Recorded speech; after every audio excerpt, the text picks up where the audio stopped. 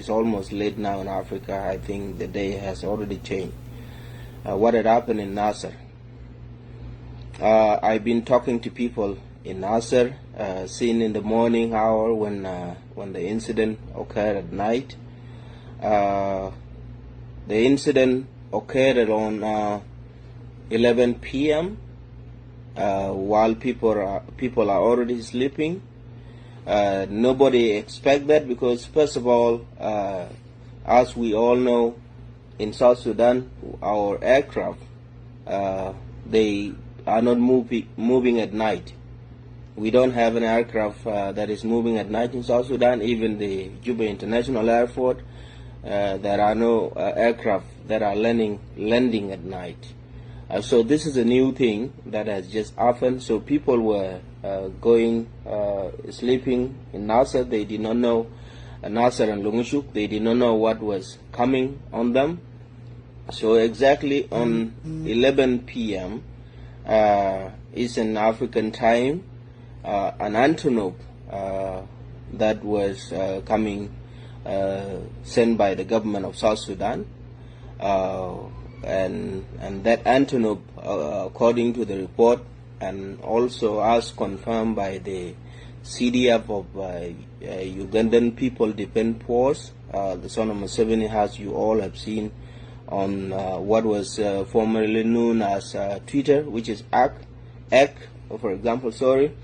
So he already wrote that the work began in Naser, and he was warning people to surrender or they kill them all. And also was echoed by Makwelot, and he said that they have bombed the cities. They are not targeting the civilian, as he said. So that Antonov came at night, and it dropped bomb, which is now known as a chemical weapon because it's a gas. It bombed Naser around 11 p.m. It killed 20 people. Just the general number that we have received so far. 16 people are men, and 2 women, and 3 children, each of 5 and 7 years old. The way these people die, the chemical that fall on the houses, it burned people. Some of the people were burned inside the houses because everybody was sleeping, and some of the people who got burned also, you know, in our culture, people sleep also outside the houses. So that chemical, the way it is, even when I was talking to the commissioner, is still where it falls. The ground, the soil is burning without any kind of grasses or anything on it. This is a very dangerous kind of chemical weapon. It's one of the weapons that are banned by the international community, by the United Nations. This is purely 100% a crime against humanity. A genocide perpetrated by the government of South Sudan and its allies, the Ugandan People Defense Force and the government of Uganda, and also alongside them the rapid support forces that are actually believed to be coming toward Longechuk. After the Antonov bombed people at night, it killed 20 people. It went ahead to Longechuk and it attacked people in Longechuk at the same night. I did not know exactly 1 hour after or 30 minutes. They went back to where they came from. The aircraft took off from Malakal. This is the information that we got. So Longechuk was bombed, and then in the morning hour of about 11 a.m. in the morning, an helicopter gunship came back again. It went to Madingawang and dropped some bomb, and also Ngweng. For those people who are familiar of that area, this is what happened in the latest hour of the 11 a.m. in the morning. So this is what we have received so far. In Longechuk, it killed 6 people, and eight people were wounded. We did not receive the update whether how many women and how many children. only what we got from Naser. We know the number of the women and children and the number of men. Among the 16 men that were killed in Naser, we have one chief from Dorading Payam, which is belong to Ulang, and also one executive officer of Naser county government. This is what had happened.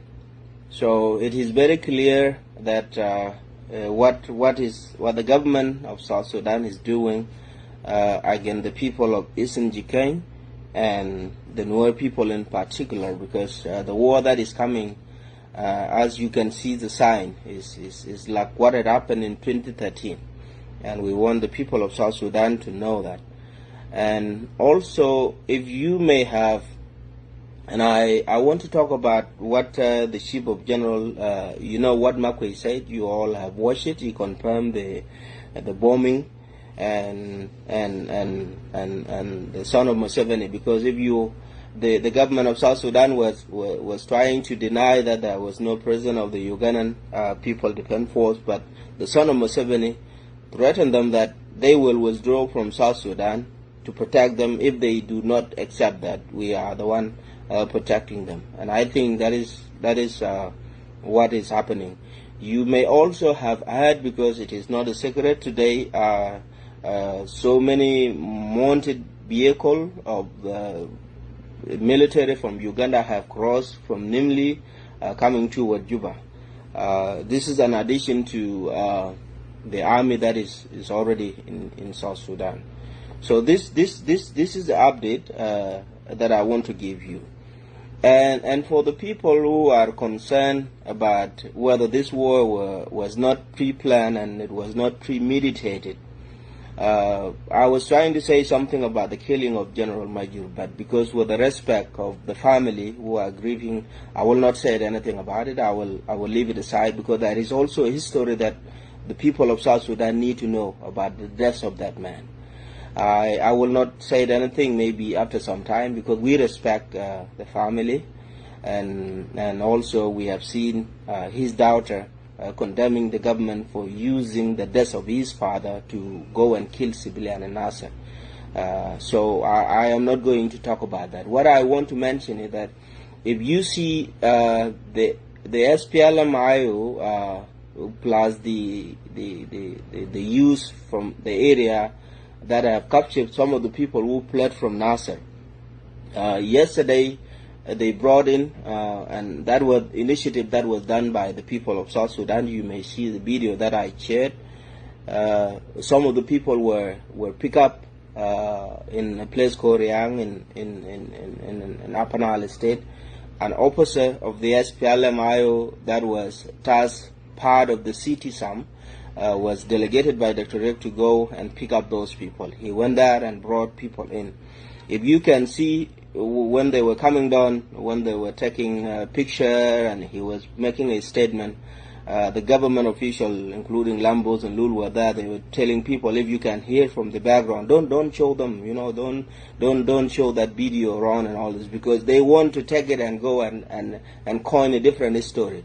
Good enough, the Colonel Wojak, who brought the people, he insists and get across his history, and we picked it up and we shared it with the people of South Sudan. They know. And when they know that has gone successfully, even though when they went and create different narrative, already the information has gone out, purely that the SPLM-IO plus the use of the area have coordinated that effort. And even the people who were coming from the remnant of the SSPD, those who came from Akoba, you heard what they were saying, how they were treated and how they were welcome and how they were protected. Also the same group, they are making sure that they don't allow these people to talk, because the truth will come out, because these people will say the truth. They don't want it, they want to use it. That tells you the nature of the war that people are planning. By the way, now they know that the next pickup for the rest of the group that remain in Greater Naser area of Ulang and Naser, they attacked people last night. Technically, what it tell you that they do not want these people to be picked up. They want them to be killed because of what they are doing. I don't know what the family are feeling, and the family also should know that they should understand what the government is trying to do, because they by all means try to make this war a tribal war, because they want to get a ground whereby they can. That's why I said I was about to say something about the death of General, but because of the respect for disease and his family, I am not going to say anything about it. That tell you the nature that yesterday people were picked up. The other round was supposed to come today, and they went and bombed people last night, just to instigate that the people who are already in the hand of the Naser population could be killed because of what they are trying to do. They don't want them to be picked up. That means they want to sacrifice them so that they can have a ground to fight their war. So this is one thing that I want to say about what is happening. The other issue is the statement of the Chief of General Staff and the Minister of Defense. All along, you, the people of South Sudan, we have been telling you that there is no national army. What is there was Salva Kiir, his Galwan group, and Dot Kubeng, Matiang Anyor, dressed in the national military uniform. And that is probably that there is a consistent war in Naser because of the absence of the national army. And then the youth from the area took up arms to protect their women that are being raped, and their girls that are being raped, and also their properties that are being destroyed by people that they know that they don't act like the national army. And people were saying that, look, that's not true. These are the army of the people of South Sudan. This is the national army. That has been an argument between the people of South Sudan. Now, see what had happened. The confirmation that this is not a national army was approved to us by the Minister of Defense and the Chief of General Staff, Walnang and Cholton Balog, when they spoke in the funeral of late General Major. You all have heard. All of us, we know our languages. For me, I'm okay. I understand Dinka. I've been in the Red Army in Etang. I can pick up words. I may not communicate with people, but I can hear. I did not need translation, but other people also did good work and translate what was said in the Dinka language. So they were calling for revenge.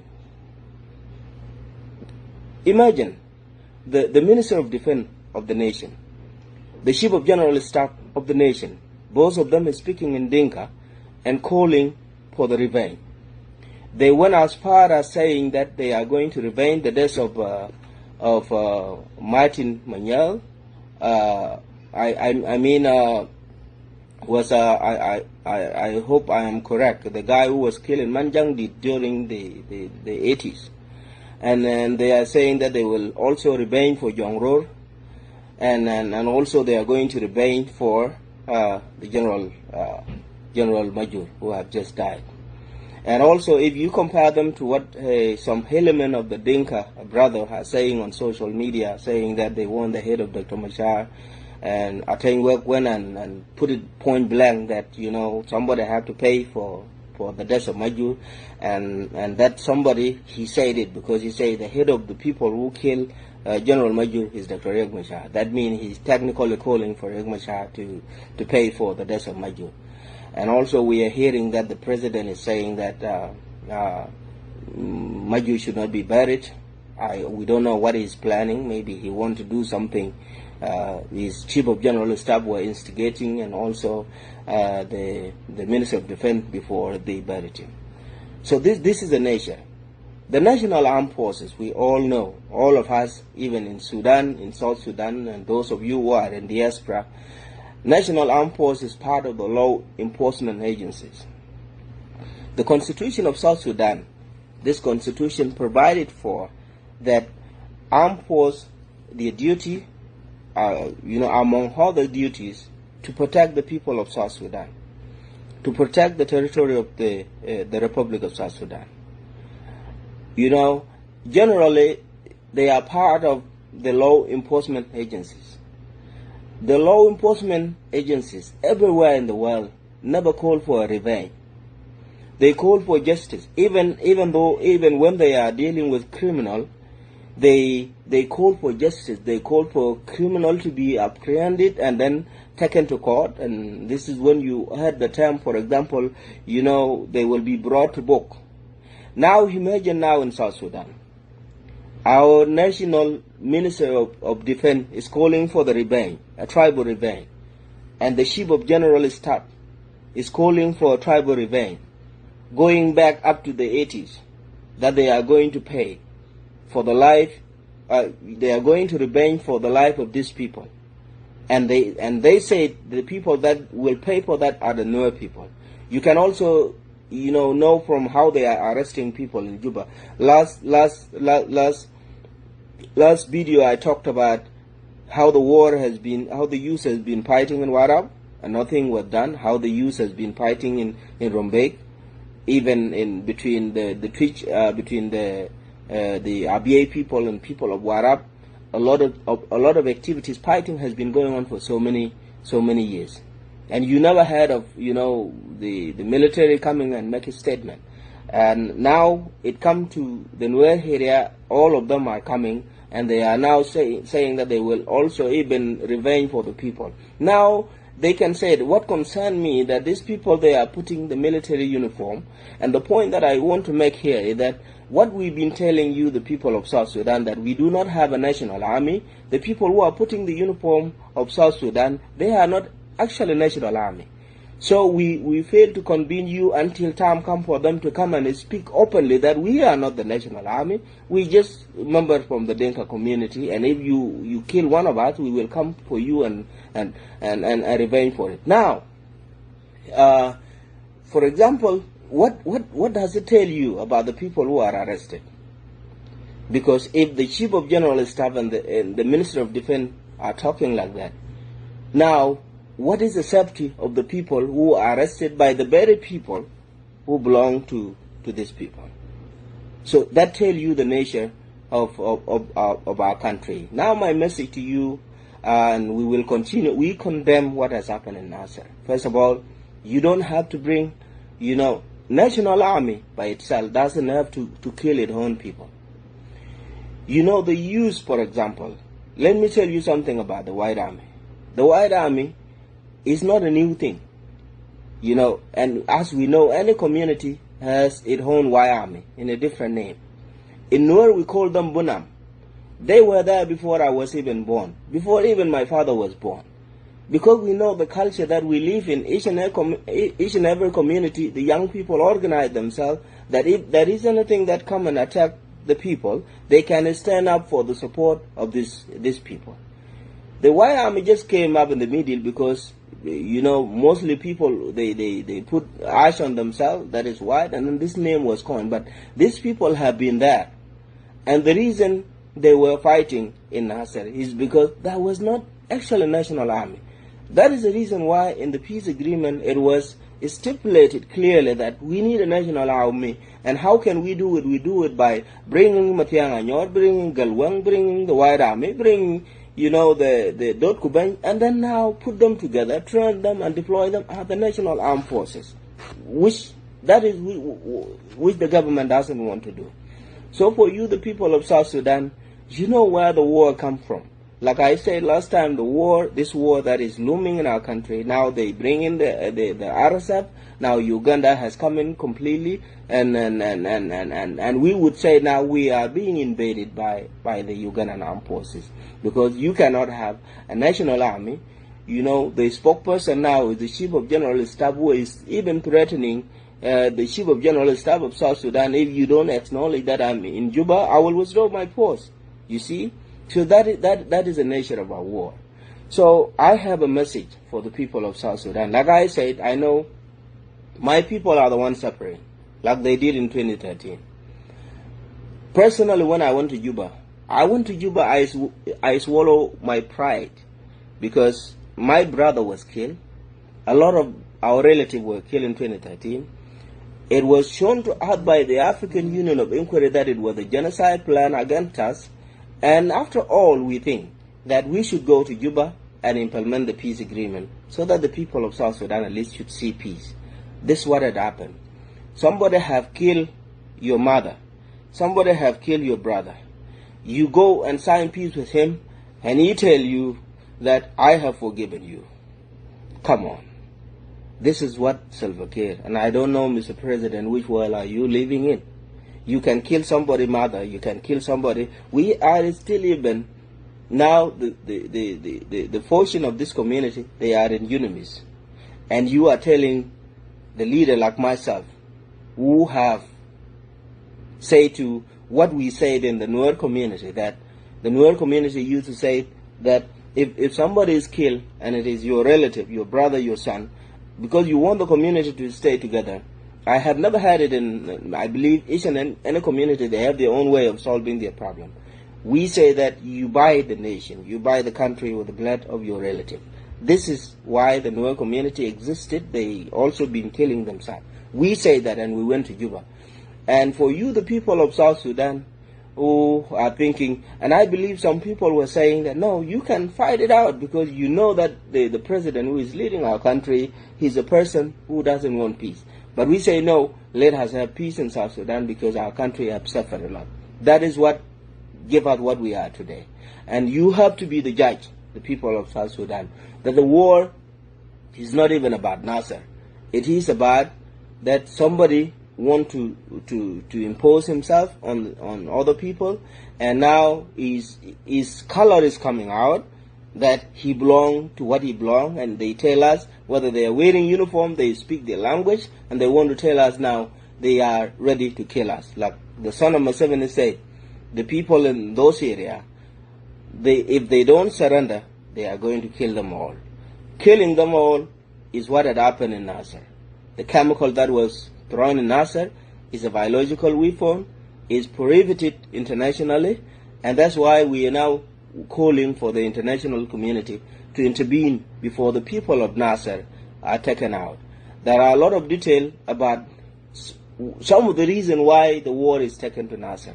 I will leave them for now. This is the only update that I want to give you, and we will stop here. Like I said, this is the very short video, and the next video I will update you for what is going to happen tonight, because we are hearing that today actually there is a drone being seen around Naser and Wulang and Longechuk.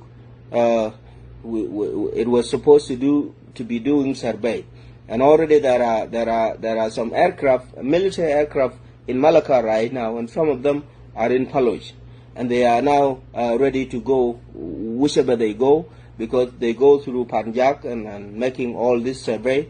We don't know, maybe they can go and bomb low area, or they can bomb Panjak, or maybe Longechuk and Maiwut and Naser and Wulang. So our message to our people is that you can go and leave the houses at night, because this has now become a different kind of war, and these people, they are using sophisticated technology whereby they can come at night and bomb you. So your life is in your hand right now. You have to protect yourself, protect our children, and may God be with you, and may God be with the people of South Sudan. I will stop here, and thank you.